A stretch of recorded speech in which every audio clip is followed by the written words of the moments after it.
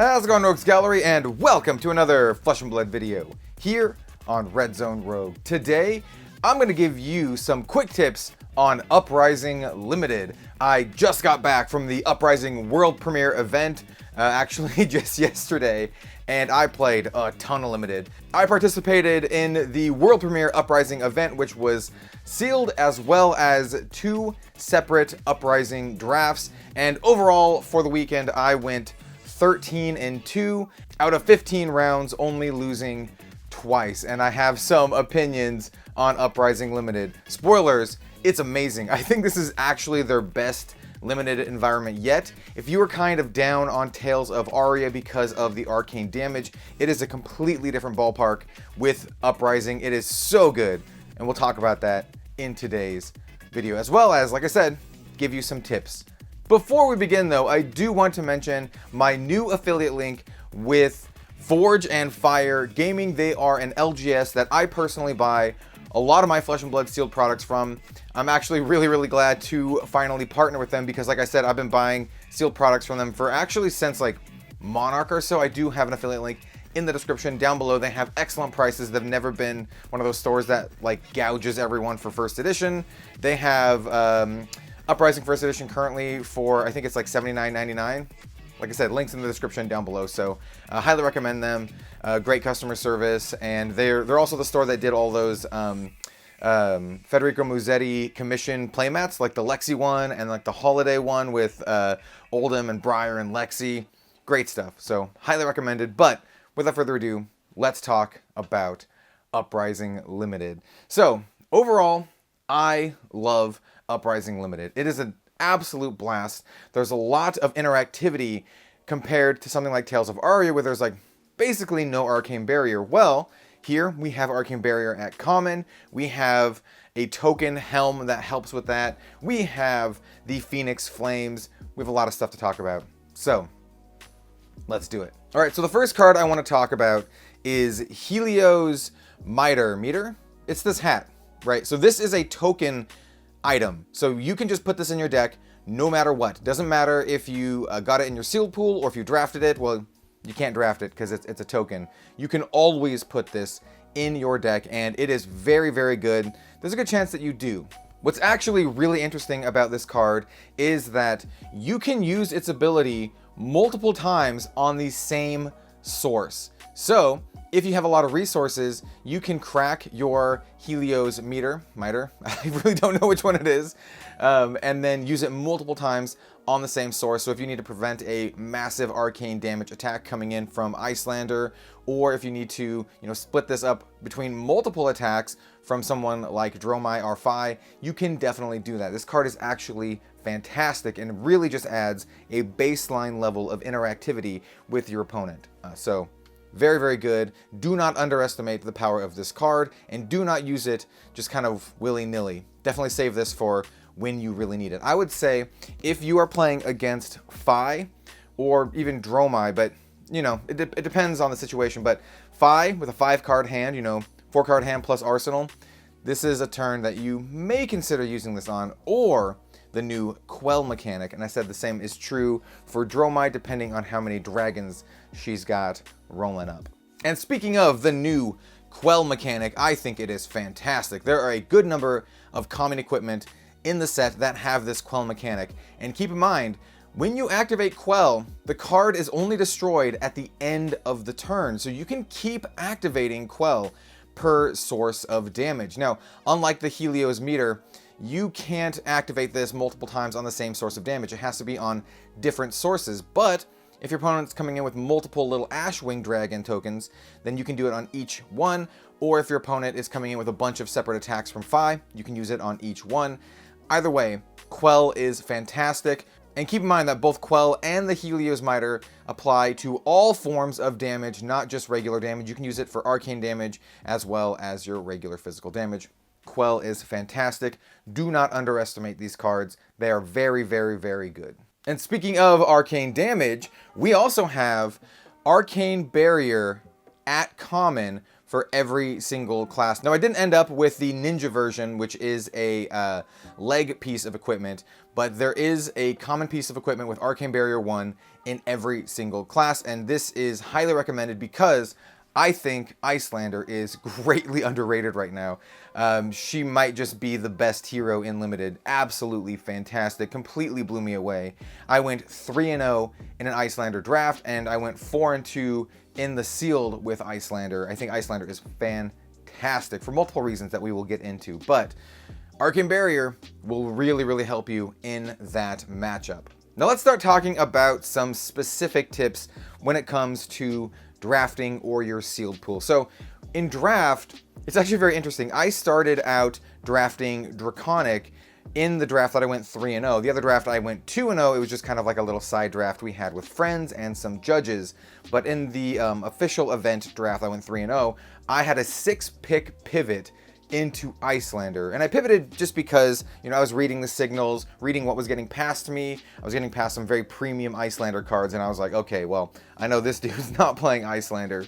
And the person next to me was really stoked about dragons.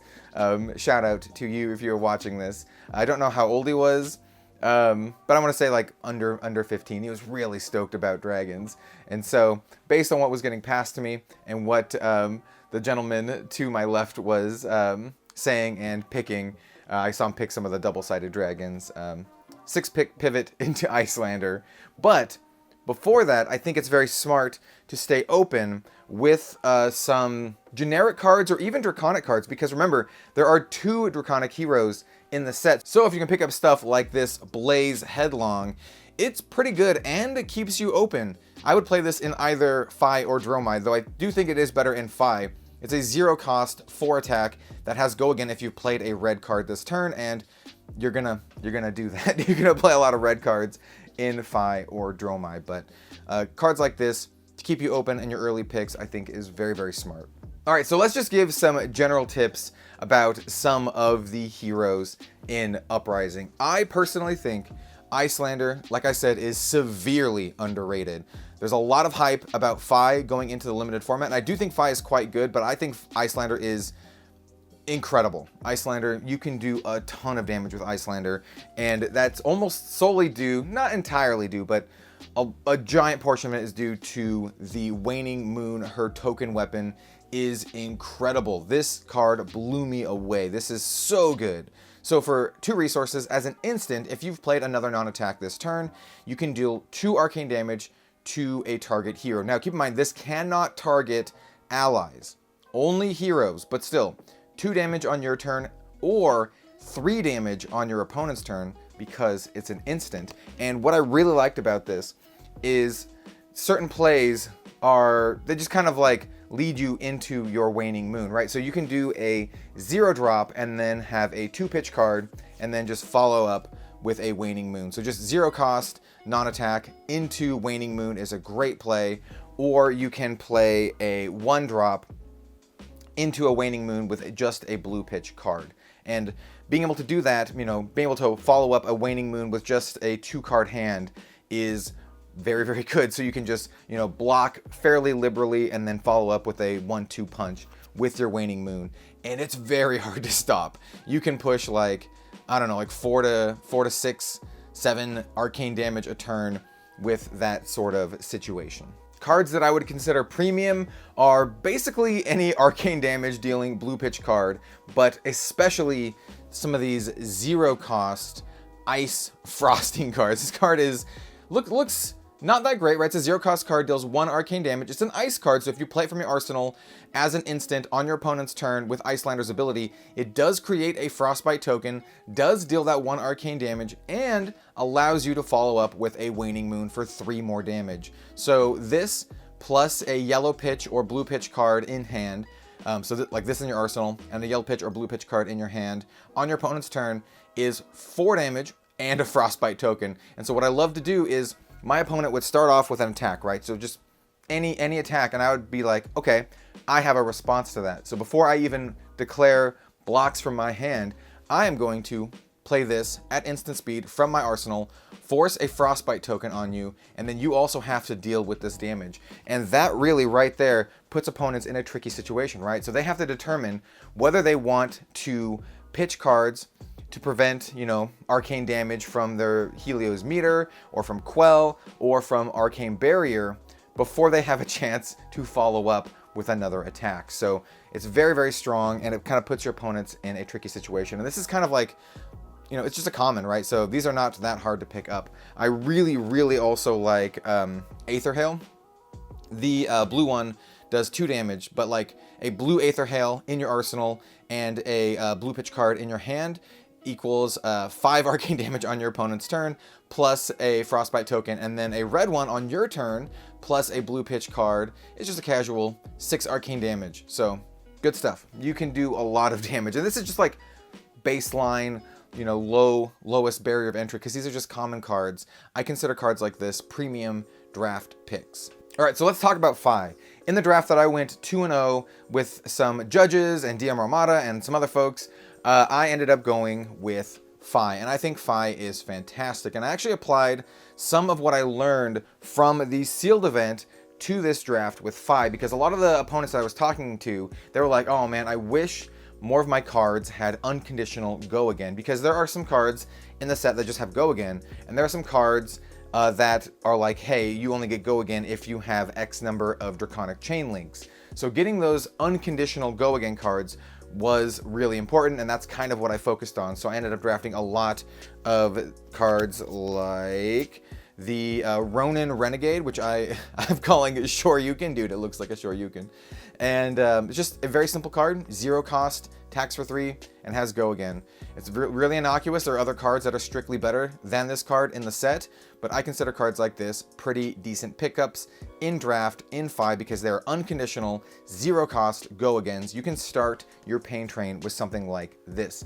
Also keep in mind that as FAB and Dromai, you have access to Phoenix Flames. You can actually put 3 of these in your deck. This is a token card that you can just put in your deck in any sealed event. You don't have to draft them. You just put them in your deck, because it's just, like I said, a token card. And what that means is you have these 3 cards in your deck, and you could be a little bit more greedy when drafting as FAB, because you know you have these 3 cards already in your deck taking up slots. So you don't have to worry as much about having to play a cracked bauble. Also keep in mind that this cares about a chain link 2 or higher, which means if this is your second card that you've played in that chain link, they all have to be Draconic, but it does get that +1. So as long as it's not your first one, it does get that +1. So it's a lot easier to get that little +1 than appears. This is quite good, and never underestimate the power of just pulling it back from your bin with FAB's special ability. Also keep in mind that you can just close the combat chain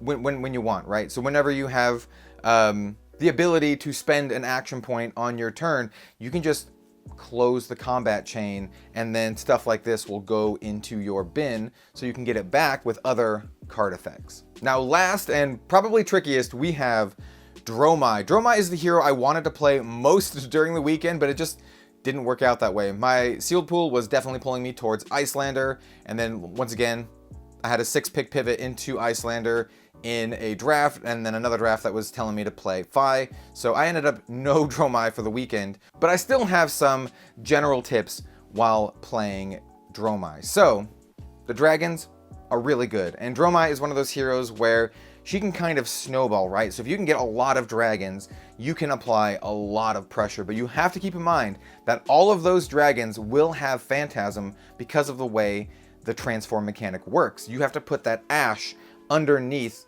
that dragon, and it thereby gives it Phantasm. And if your opponent is able to pop that Phantasm with a 6 attack while you're attacking, it'll basically just shut down your turn. Also keep in mind that if you attack with a dragon that will have go again from your weapon, if your opponent can kill it at instant speed before the attack resolves, you will not get the go again. It's kind of like the same reason why you don't get to go again from the Phantasm mechanic. The attack never resolves, so you never get to go again. So you have to be really, really careful about attacking just willy-nilly with your dragons, especially against Icelander with a card in her arsenal.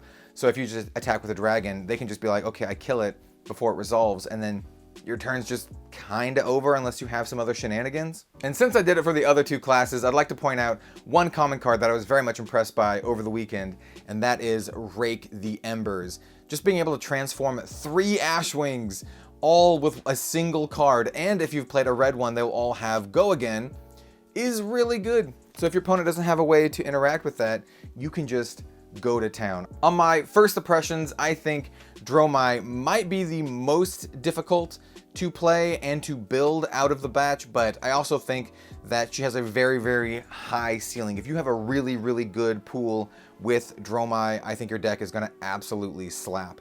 If you would like to see any of the decks that I drafted or played in Sealed, I will have another video tomorrow going over all of the stuff that I got over the weekend, including all of the draft decks, all the limited decks that I played, and I'll just be kind of going over them in detail, as well as some other really, really cool stuff like this little Visceri right here. But that's gonna do it for today's video. Stick around for some more Uprising and Flesh and Blood content. It's an absolutely fantastic set and a home run, in my opinion, in terms of gameplay. The limited environment is so much fun. I think it is like leagues ahead of Aria. And I liked Aria, but I think this one is just, it's so good. So definitely go to your pre-releases if you can. Support your LGSs. It's a lot of fun. It's just so much fun. So I can't recommend it enough. Thank you so much for watching, everyone. We'll see you next time.